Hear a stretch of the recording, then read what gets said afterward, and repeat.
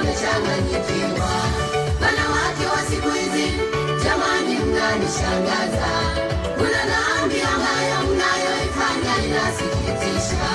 Mume wako zamani alikuwa na akili, kwa sababu ya mada uliyompiga sasa amechanganyikiwa.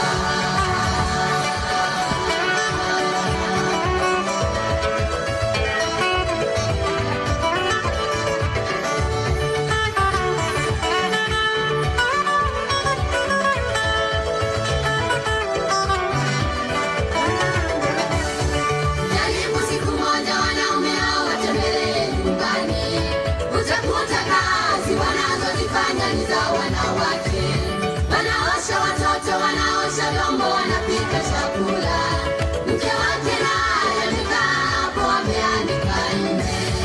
Karibu siku moja wanaume hao watembelee nyumbani, utakuta kazi wanazozifanya ni za wanawake. Wanaosha watoto, wanaosha vyombo, wanapika chakula. Mke wake naye amekaa hapo ameanika nje.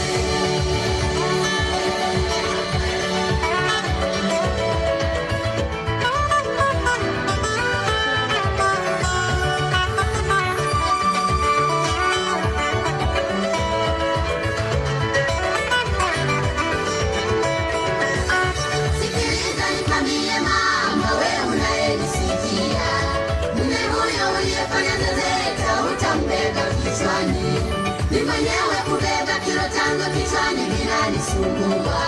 Sijui kama utaweza mwanaume siku zote wa kilo 90.